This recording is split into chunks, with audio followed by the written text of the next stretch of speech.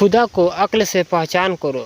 बादशाहों की सभा में चित्रकारों के रहने की पुरानी प्रणाली है। अकबर बादशाह के दरबार में भी नियम परंपरा के अनुसार कई चित्रकार विद्यमान थे। उनमें एक सर्वप्रधान था। वह प्रति चित्र के बनवाई में 5,000 पुरस्कार लेता था। एक दिन उस चित्रकार के पास एक बड़ा आदमी आया और बोला, महाशय जी, मुझे भी अपनी चित्र बनवानी है। यदि आप उसे स्वाणपूर्व बना सके तो मैं आपको 15,000 रुपये इनाम दूंगा। चित्रकार सहमत हो गया और दूसरे ही दिन से चित्र बनाना शुरू किया। इस काम के संपादन में उसे कई मास का अरसा लगा। जब चित्र उसकी इच्छा अनुकूल तैयार हो गया तो उसे लेकर रईस के पास गया। वह चित्र को लेकर अपने चेहरे से भली भांति मिलान किया। उसमें एक स्थान पर ऐब रह गया था। साहूकार ने चित्रकार को उसे दिखलाया। वह विवश होकर दूसरा चित्र बना लाने का वचन देकर खाली हाथ लौट गया और फिर से चित्र बनना प्रारंभ किया।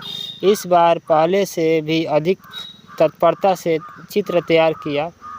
उसका विश्वास था कि इस मर्तबा साहूकार को चित्र पसंद आ जाएगा।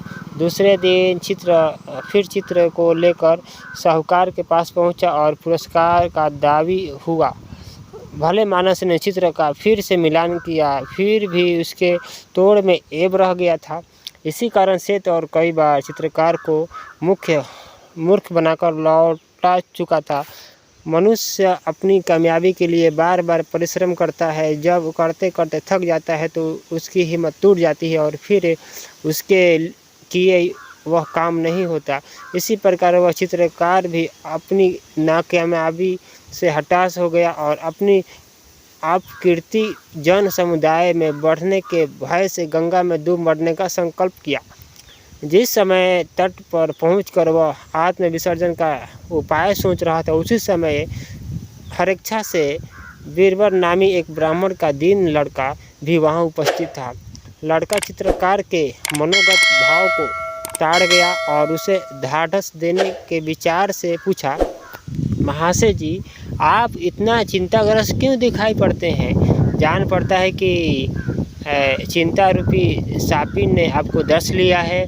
कृपा कर मुझसे अपने दुख का कारण साफ साफ बताइए। मैं यथाशक्य उसके निवारण का प्रयत्न करूंगा। बालक के ऐसे विनम्र वचनों से चित्रकार की जीवन आशा पुनः जागृत हुई और अपना दुखद समाचार कहकर सुनाया।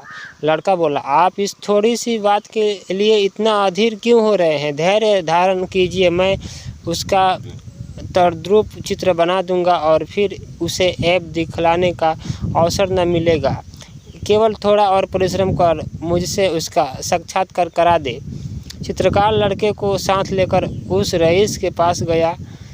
बीरबल उस रईस को फांसने के लिए रास्ते में ही एक तरकीब सोच चुका था। वह बाजार से एक शीशा खरीदकर अपने साथ लेता गया। चित्रकार को देखकर उस वक्त रईस ने पूछा, क्या तुम्हारा चित्र तैयार हो गया?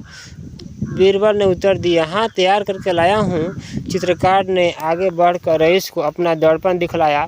दर्पण में रईस को अपना स्वरूप ठीक ठीक दिख पड़ा। फिर उसे आनाकानी करने की कोई दूसरी तरकीब नहीं सूझी। लाचार होकर कौर के अनुसार 15,000 रुपये देने पड़े। चित्रकार बीरबल की ऐसी युक्ति से बड़ा संतुष्ट हुआ।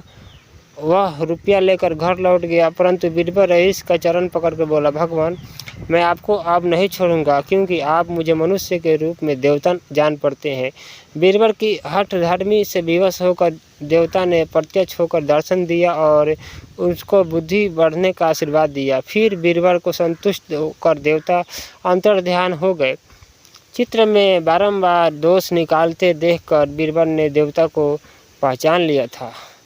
उसी समय से लोगों की आंखें खुल गई और ऐसी जनश्रुति चल पड़ी, खुदा की अक्ल से पहचान करो।